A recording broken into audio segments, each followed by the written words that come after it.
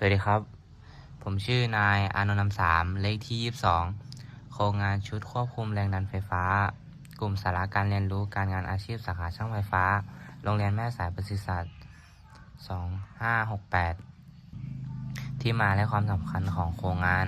ปัญหาในความสำคัญปัจจุบันอุปกรณ์อิเล็กทรอนิกส์ต้องใช้ไฟฟ้ากระแสตรง DC ที่มีแรงดันคงที่และเหมาะสมหากแรงดันไม่พอดีอาจทำให้อุปกรณ์เสียหายได้ในการทดลองมักต้องใช้แรงดันหลายระดับเช่น3 โวลต์ 5 โวลต์หรือ12 โวลต์แต่แหล่งจ่ายไฟทั่วไปไม่สามารถปรับค่าได้สะดวกดังนั้นจึงจัดทำโครงงานชุดควบคุมแรงดันไฟฟ้าเพื่อให้สามารถปรับแรงดันได้ตามต้องการช่วยเพิ่มความสะดวกปลอดภัยและประหยัดค่าใช้จ่ายในการทดลองความสำคัญโครงงานชุดควบคุมแรงดันไฟฟ้ามีความสำคัญต่อการเรียนและการทดลองทางอิเล็กทรอนิกส์เพราะช่วยให้สามารถปรับแรงดันไฟฟ้าได้ตามความเหมาะสมของอุปกรณ์ทำให้อุปกรณ์ทำงานได้อย่างมีประสิทธิภาพและลดความเสียหายนอกจากนี้ยังช่วยประหยัดค่าใช้จ่ายในการซื้อแหล่งจ่ายไฟหลายขนาดและส่งเสริมความรู้ความเข้าใจเกี่ยวกับวงจรควบคุมแรงดันไฟฟ้าเพื่อนำไปประยุกต์ใช้งานเป้าหมายของโครงงาน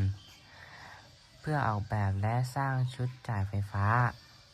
1. เพื่อให้สามารถใช้งานกับอุปกรณ์อิเล็กทรอนิกส์ได้หลายประเภทเพราะแต่ละอุปกรณ์ต้องการแรงดันไฟฟ้าไม่เท่ากันจึงต้องทำให้ปรับค่าได้ตามความเหมาะสม 2. เพื่อให้ได้แหล่งจ่ายไฟที่มีแรงดันคงที่ปลอดภัย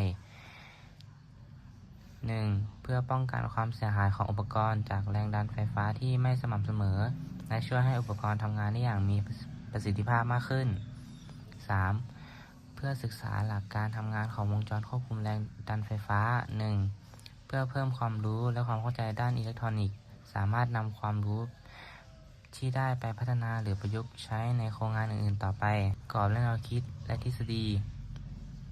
โครงงานนี้อาศัยหลักการของแหล่งจ่ายไฟฟ้ากระแสตรง DC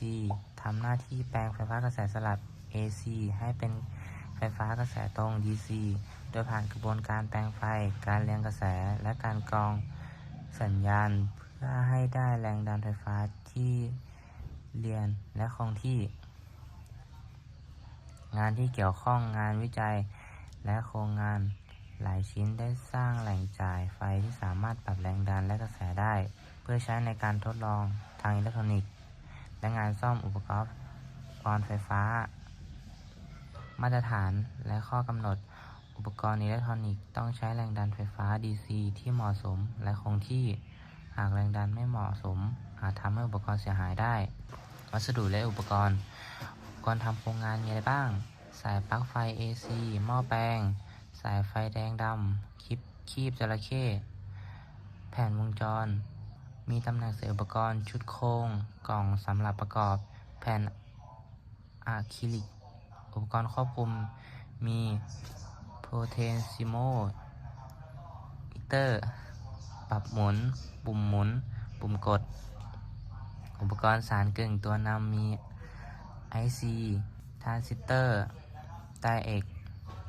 ตัวดำมีขา3 ขาไดโอดปิดอุปกรณ์แสดงผลมีหลอด LED แดงเหลืองเขียวอุปกรณ์พาสซีฟมีตัวต้านทานตัวเก็บประจุดีเลย์อุปกรณ์ยึดติดมีน็อตแหวนรองเสารองบอร์ดขั้นตอนการพัฒนาของโครงงานสัปดาห์ที่ 1 ศึกษาและวางแผนศึกษาข้อมูลเกี่ยวกับเครื่องปรับแรงดันไฟฟ้าเบื้องต้นสัปดาห์ที่ 2 เตรียมวัสดุแผ่น PCB IC ควบคุมแรงดัน LM317 โพเทนซิเตอร์สำหรับปรับค่าตัวเก็บประจุ ตัวต้านทาน ไดโอด และแผงระบายความร้อน 3. ปฏิบัติดำเนินการทำแผงวงจรและอุปกรณ์ทุกอย่างให้เข้าที่และใช้สารตะกั่วหยอดเข้าลูกจรสัปดาห์ที่ 4 ตรวจสอบสรุปผลและนำเสนอตรวจสอบผลงานขั้นสุดท้ายสรุปผลการดำเนินโครงงานจะทำรายงานและเตรียมอุปกรณ์เสนอผลงานผลการดำเนินงานผลลัพธ์ที่ได้ประกอบได้และสามารถใช้งานได้ตามที่กำหนด และจากการจัดทำโครงงานเครื่องปรับแรงดันไฟฟ้า ผลการดำเนินงานพบว่าเครื่องปรับเพิ่มลดแรงดันไฟฟ้าได้ตามที่ออกแบบไว้ สามารถควบคุมแรงดันไฟฟ้าได้อย่างต่อเนื่อง ข้อพบสำคัญโดยรวมของเครื่องปรับแรงดันไฟฟ้า จากการศึกษาและทดลองสร้างเครื่องปรับแรงดันไฟฟ้าพบว่าแรงดันไฟฟ้าสามารถควบคุมและปรับเปลี่ยนได้ตามต้องการของอุปกรณ์ไฟฟ้า ซึ่งผลโดยตรงต่อประสิทธิภาพและความปลอดภัยในการใช้งาน อุปกรณ์สามารถช่วยลดปัญหาไฟเกิน ไฟตก และไฟกระชากได้ในระดับหนึ่งทำให้ยืดอายุการใช้งานของเครื่องใช้ไฟฟ้า นอกจากนี้ยังพบว่า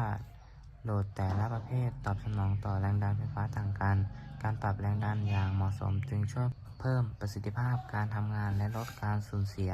พลังงาน อีกทั้งยังเป็นพื้นฐานสำคัญของระบบควบคุมทางไฟฟ้า สรุปผลและข้อเสนอแนะ สรุปผลการศึกษาโครงงานสร้างเครื่องปรับแรงดันมีความเรียบร้อยในการต่อและต่อวงจรได้สวยงามตามที่ตั้งไว้ ข้อเสนอแนะ ควรใช้งานเครื่องปรับแรงดันไฟฟ้าให้เหมาะสมกับพิกัดกำลังที่กำหนด เริ่มปรับจากแรงดันต่ำแล้วค่อยเพิ่มขึ้นเพื่อป้องกันไฟกระชาก ควรใช้งานในที่แห้งและปลอดภัย พร้อมตรวจสอบสายไฟและอุปกรณ์อย่างสม่ำเสมอ เพื่อป้องกันอันตรายและยืดอายุการใช้งานของเครื่อง ประโยชน์ที่ได้รับจากโครงงานด้านการเรียนรู้ ได้รู้หลักการต่อของแผงวงจร ด้านสังคม สามารถนำผลงานไปใช้ได้ในอุปกรณ์ที่ใช้ไฟฟ้าเล็กๆ ด้านพัฒนาตนเอง พัฒนาความรับผิดชอบในการทำงาน โครงงานการ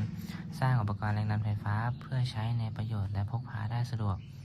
ใช้ซ่อมและทดสอบอุปกรณ์ ค่อยๆเพิ่มแรงดันเพื่อตรวจสอบอาการเสีย เช็คว่าอุปกรณ์รับไฟได้กี่โวลต์ ป้องกันไฟกระชากตอนเปิดเครื่อง ใช้ป้องกันไฟเกิน ลดแรงดันก่อนเข้าอุปกรณ์ที่ต้องการไฟต่ำกว่า และช่วยยืดอายุการใช้งานเครื่องใช้ไฟฟ้า ขอขอบคุณทุกท่านที่สนใจรับฟัง